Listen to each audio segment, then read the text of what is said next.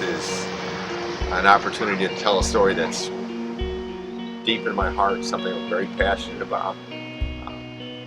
When I think about people who are sexually abused as young women or young boys, I want to make a difference. I want those young people set free.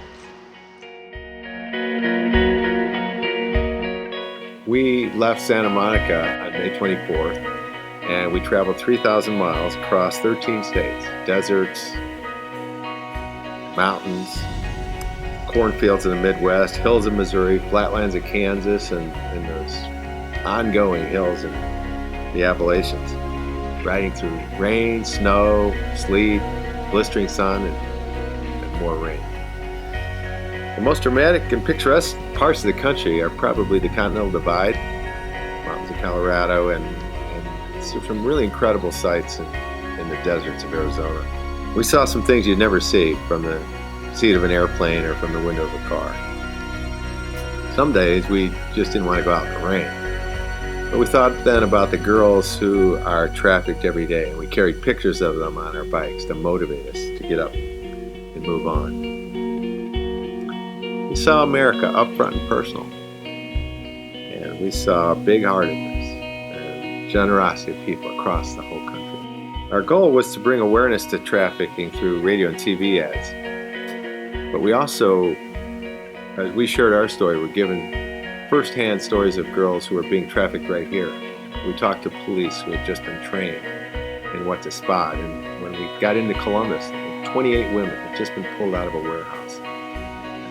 In St. Louis, we found out that some very compassionate people have built a safe home called the Covering House, and in Indianapolis, a similar house with a Cent 121. Several people came to ride with us. We want to say thank you to Mark, Michael, David, Carrie, Bob, Brian, and Michelle. Thanks so much for helping us through those tough days.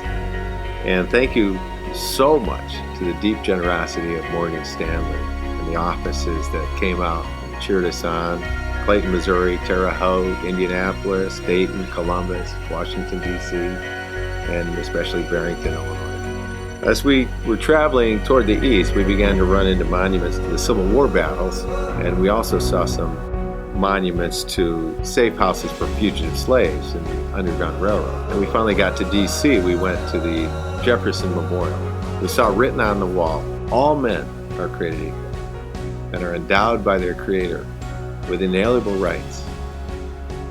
And it took America a while to figure out who deserved all those rights. But what makes us a great nation today is that we agree that all men and women everywhere should be free. Wherever slavery exists, we're called to offer those people the same liberty we enjoy. And if we come together on this, we can eliminate human trafficking and slavery. At the end of the trip, I was sitting on the west lawn of the nation's capital for the 4th of July celebration, listening to Ronan Tynan sing "God Bless America." From the mountains to the prairies, the oceans white with foam. God bless America, my home sweet home. It's filled with emotion just thinking about the things that we'd seen across this great land. Well, the trip is officially ended, but the issue of slavery and sex trafficking continues. So to tackle this problem, we need people with an ongoing concern for our sisters and our daughters here at home and across the sea.